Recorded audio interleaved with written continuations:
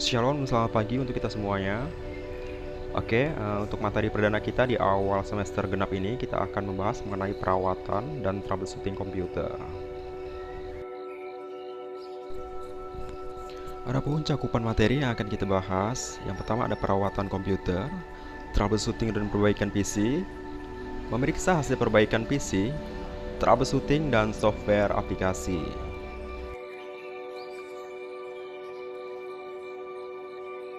Nah, komputer itu merupakan salah satu barang elektronik yang mudah mengalami kerusakan. Jadi, untuk menghindari kerusakan pada komputer, sebaiknya kita melakukan perawatan secara berkala dan berkelanjutan.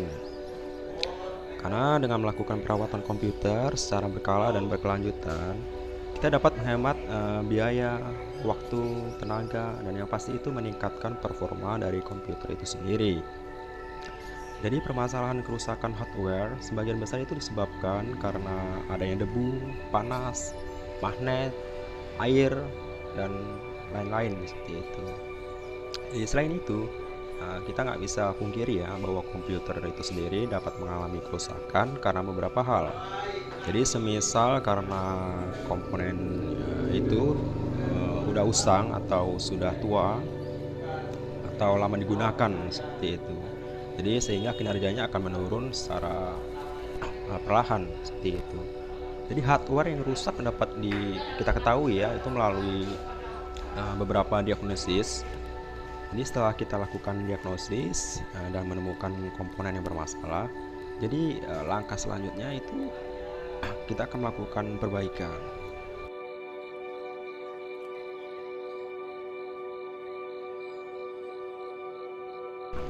Jadi perawatan komputer itu adalah salah satu langkah untuk merawat komputer, baik berupa hardware ataupun software.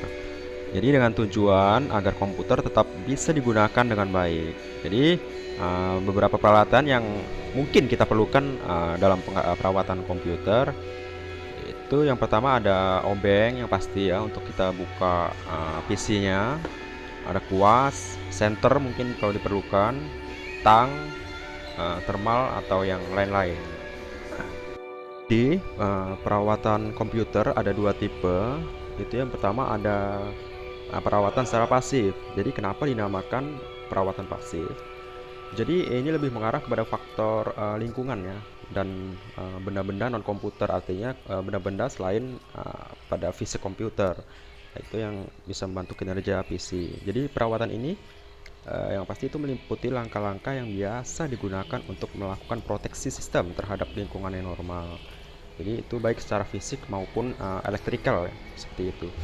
Jadi perawatan fisik itu kita bisa melalui itu bisa meliputi temperatur yang baik, tekanan thermal dari power, atau kontaminasi debu atau asap biasa kalau kita lama nggak bersihkan gitu, seperti itu. Atau mungkin gangguan lain seperti getaran atau guncangan jika kita letak di bidang meja yang tidak rata, ataupun bisa melalui perawatan elektrikal yaitu meliputi ESD yaitu electrostatic discharge.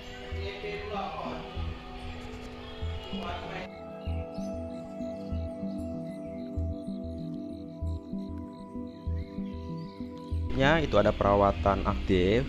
Jadi kenapa dinamakan perawatan aktif? Jadi karena perawatan ini kita lebih mengarah pada perawatan komponen-komponen komputer, yaitu seperti software ataupun hardware.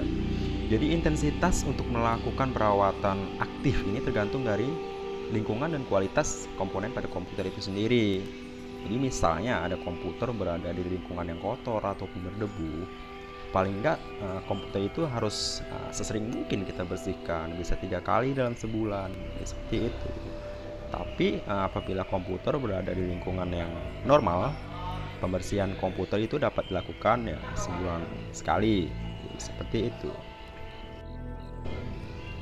Jadi teknik perawatan komputer. Jadi yang pertama ada secara software. Jadi karena cara ini atau metode ini sering kita lakukan itu menggunakan aplikasi tertentu untuk menjaga performa dari komputer itu, seperti hard disk, RAM, floppy disk dan lain-lain. contoh software yang atau aplikasi yang bisa kita pakai itu seperti TuneUp Utilities. Di fragment hard disk ini biasanya sudah ada bawaan dari komputer itu sendiri, CC cleaner dan slim cleaner. Kedua, kita bisa bersihkan secara hardware ataupun fisik. Yang pasti ini kita lakukan dengan membongkar dari PC komputer itu sendiri. Jadi kita bersihkan setiap komponennya, misalnya soketnya, RAM-nya, harddisknya, seperti itu, supaya debu itu nggak semakin banyak menempel. Jadi perawatan yang harus rutin kita lakukan adalah melakukan pembersihan debu dan kotoran secara berkala. Jadi debu dan kotoran itu bisa masuk ke dalam keyboard melalui sela-sela tombol pada keyboard itu sendiri. Ya, ini mungkin jarang kita sadari ya. Jadi yang kedua itu ada debu dan kotoran akan menumpuk menjadi banyak dan mengeras. Jadi akan mengganggu kenyamanan dalam menekan tombol ataupun tombol keyboard akan menjadi keras. Itu contohnya misalnya seperti mungkin kita ngetik di rental seperti itu. Cuman sekarang mungkin jarang rental. Jadi yang selanjutnya itu selain debu dan kotoran padat, jadi kotoran jenis cair itu juga sangat sering terjadi. Misalnya air atau minuman yang kita letakkan di samping keyboard lalu secara nggak sengaja tumpah seperti itu, ataupun percikan-percikan air seperti itu yang bisa menyebabkan kadang-kadang tombol pada keyboard itu kepencet terus, ataupun juga bisa terjadi arus hubungan pendek pada perangkat keyboard itu.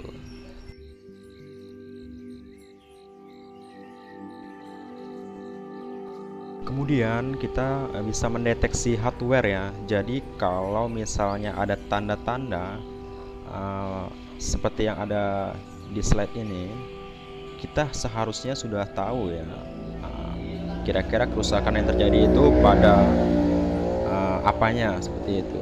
Jadi misalnya itu yang pertama, ada kerusakan yang bersifat temporary atau kadang-kadang. Jadi semisalnya komputer itu tiba-tiba ngehang atau harddisknya berbunyi. Jadi seperti itu. Terus yang kedua itu kerusakan yang sedang ya atau sering. Jadi semisal tombol powernya itu macet, atau tombol keyboard sering macet, seperti itu. Yang ketiga itu ada kerusakan total. Jadi jika sudah mengalami kerusakan total itu semestinya harus kita ganti ya. Jadi semisal kipas pendingin yang sudah nggak berfungsi ataupun nggak berputar sama sekali, ataupun monitornya tidak hidup, seperti itu. Nah, untuk mendeteksi kerusakan hardware itu kita bisa lakukan melalui tiga tahapan. Yaitu yang pertama, identifikasi kerusakan itu berdasarkan visualisasi atau yang kita lihat. Jadi dengan kode tertentu seperti suara, hasil keluaran monitor, fungsi dan hasil kerjanya. Yang kedua itu ada identifikasi kerusakan dengan software. Jadi dengan aplikasi yang sudah saya jelaskan tadi, seperti utilities, fragment disk atau yang lain-lain, seperti itu. Nah, untuk yang ketiga itu deteksi kerusakan secara fisik. Contohnya ya, apabila komputer kita terlalu tinggi panasnya, PC-nya itu jadi mengakibatkan performanya itu menurun. Jadi ini bisa diakibatkan karena putaran kipas yang sudah lemah ya, atau bahkan mati total. Jadi ini harus kita cek secara berkala. Jadi seperti itu.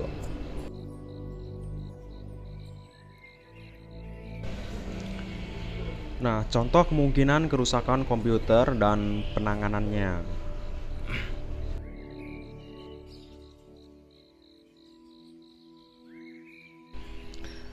Komputer mati. Jadi saat kita dihadapkan dengan komputer yang tiba-tiba mati, jadi kita nggak boleh panik ya.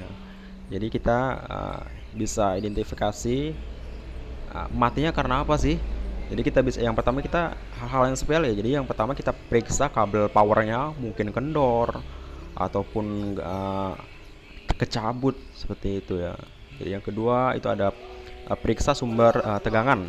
Jadi tegangan listrik kita harus stabil, seperti itu. Kita bisa menggunakan stabilizer ya. Yang ketiga itu kita periksa switch on. Jadi tombol switch on komputernya kita bisa cek, itu hal yang sepele kan. Tapi sering sering kejadian ya. Yang keempat kita bisa periksa power supply-nya. Ya, seperti itu.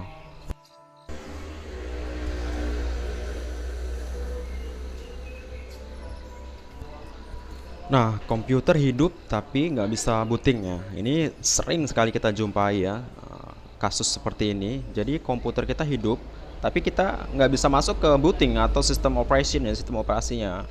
Jadi langkah pertama yang harus kita cek itu periksa RAM-nya. Nah, kemungkinan besar itu RAM-nya kotor dari debu ataupun nggak tertancap dengan baik, seperti itu. Kedua itu ada periksa bunyi bip. Jadi nanti kita akan bahas ya. Jadi seandainya bunyi bip satu kali itu pertanda apa, bunyi bip dua kali, tiga kali itu artinya apa. Jadi, yang ketiga itu ada periksa dengan software diagnosis dan kita bisa periksa konfigurasi BIOS. Jadi kalau kejadian seperti ini, kasus seperti ini, langkah yang pertama kita lakukan itu kita bisa matikan komputer itu, lalu kita hidupkan kembali, kita masuk ke sistem BIOS. Jadi setiap komputer atau laptop itu berbeda ya cara masuk ke BIOS-nya. Kalau di Lenovo itu biasanya kita tekan tombol F2. Jadi seperti itu. Komputer saat booting masuk ke dalam safe mode. Jadi kasus seperti ini itu sering kita jumpai. Jadi komputer hidup tapi tiba-tiba masuk ke dalam safe mode. Jadi kemungkinan pertama yang itu bisa terkena virus. Yang kedua itu sistem operasinya mengalami failure atau rusak. Jadi kalau komputer kita udah mengalami failure, ya sebaiknya kita harus install ulang. Jadi seperti itu. Ketiga itu restart komputer. Jadi siapa tahu dengan kita merestart komputer, kita hidupkan kembali, itu bisa masuk. Tapi kalau udah di start tapi masih masuk ke dalam safe mode, jadi kita harus reinstall OS-nya atau operating systemnya. Ya, seperti itu.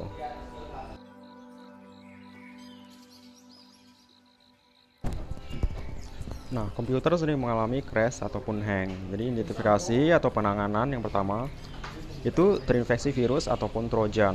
Jadi misalnya scanning dengan antivirus dan update operation systemnya. Yang kedua, kita bisa periksa RAM pada komputernya.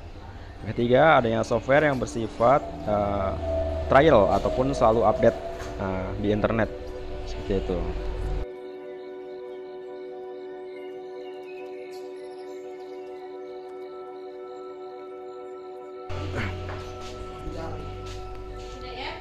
Nah, keyboard kadang tidak dikenali atau tombol tidak berfungsi ya.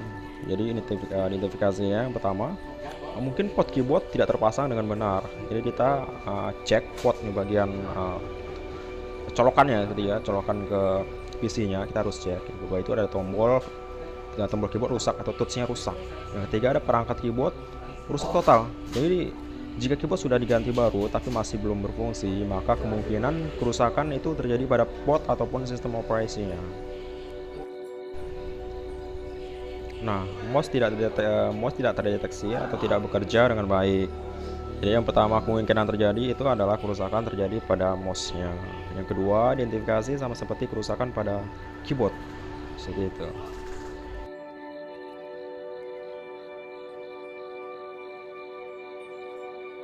Terus kasus selanjutnya yang sering kita jumpai itu tanggal dan jam Windows sering kadaluarsa. Jadi yang harus pertama kita cek itu periksa baterai pada BIOS-nya. Gitu.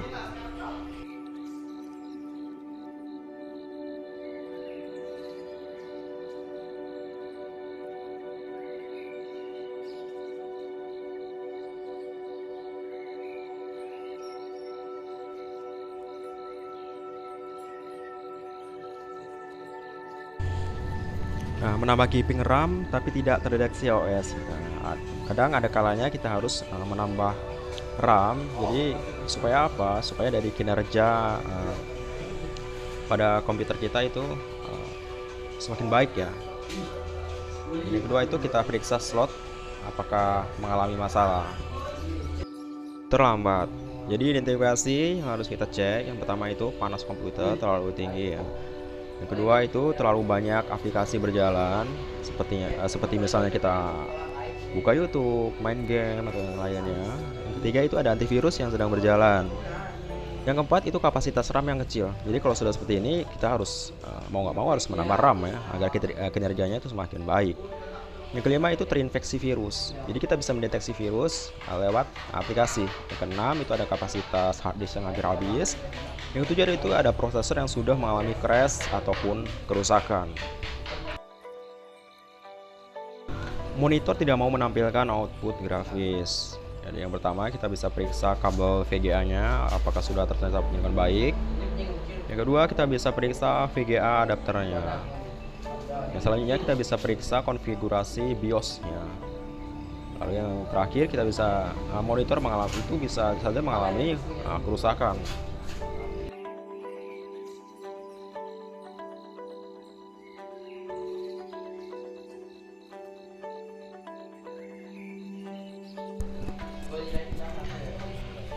Oke, kita akan memeriksa hasil perbaikan dari hardware.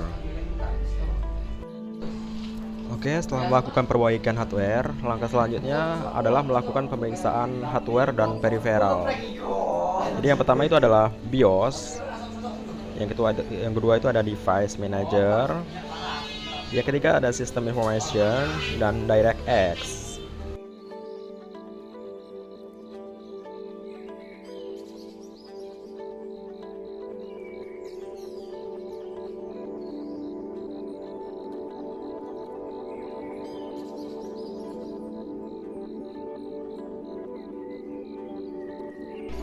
Oke, yang pertama kita bisa mulai dengan BIOS. Jadi itu BIOS merupakan sebuah firmware, yaitu sebuah tool yang telah disediakan oleh motherboard. Jadi BIOS itu dapat digunakan untuk mendeteksi hard disk dan dapat juga kita gunakan untuk mengetahui kondisi suhu dari CPU ataupun motherboardnya itu. Jadi suhu prosesor itu nggak boleh melebihi dari 60 derajat. Suhu normal yang seharusnya itu bisa antara 40 sampai 50 derajat Celcius. Nah, device manager itu merupakan tool yang ada pada Windows, yaitu yang berfungsi untuk melakukan pengecekan seluruh perangkat yang terhubung pada komputer secara keseluruhan. Jadi tool ini dapat kita gunakan untuk disable atau enable hardware yang kita pasang dan juga untuk uninstall driver maupun update driver. Jadi device manager itu kita dapat memberikan informasi apakah driver sudah terinstall dengan baik ataupun belum. Nah, pada kotak dialog di samping itu terdapat semua hardware yang terpasang pada komputer. Jadi apabila hardware sudah terinstall dan terpasang dengan benar, maka tidak akan muncul tanda seru. Jadi perhatikan contoh pada gambaran di samping.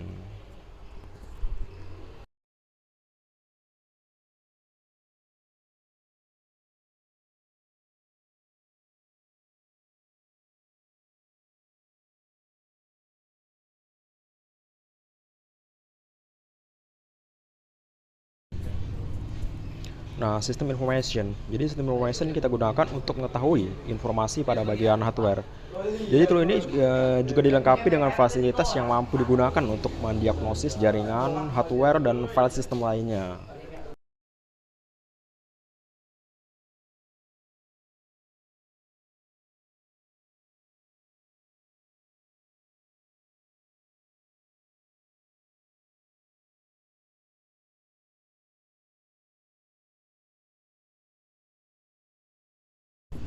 DirectX itu merupakan aplikasi bawaan dari Windows. Ya, jadi kita bisa gunakan untuk mendiagnosis semua hardware yang sudah berhubungan dengan grafis, network, dan multimedia.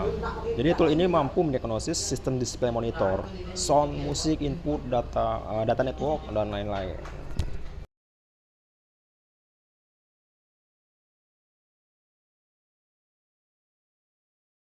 POST, Power on Safe Test. Jadi Power on Safe Test atau POST itu adalah tes yang kita lakukan untuk oleh komputer atau PC itu untuk mengecek fungsi-fungsi komponen pada komputer. Jadi apakah bekerja dengan baik ataupun enggak. Jadi POST sendiri itu dilakukan pada saat booting. Jadi awal nyalanya mesin komputer seperti itu. Jadi jika komputer mengalami masalah, maka akan terdeteksi. Jadi misalnya gejala kesalahannya melalui POS itu berupa peringatan atau pesan, berupa bentuk suara atau tampilan visual. Jadi cara kerja POS, jika ada salah satu prosedur POS yang tidak berhasil dilewati, maka PC akan menerima pesan atau peringatan kesalahan dari POS. Jadi pesan peringatan kesalahan berupa kode BIP yang dikeluarkan melalui speaker. Jadi yang terhubung dengan motherboard atau tampilan di layar monitor itu sesuai dengan standar masing-masing pada motherboard itu sendiri.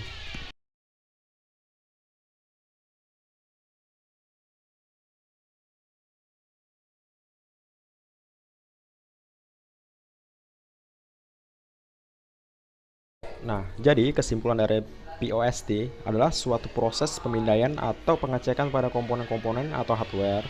Jadi pada komputer saat komputer baru dinyalakan atau booting. Jadi apabila ada suatu masalah, POS ini akan memberikan suatu kode berbunyi bit. Seperti itu. Oke, untuk pertemuan perdana ini materi kita cukup sampai di sini. Next time untuk pertemuan selanjutnya, saya berharap siswa semuanya dapat mengerti dan saya menunggu respon dari teman-teman untuk menanggapi materi kita pada hari ini. Terima kasih.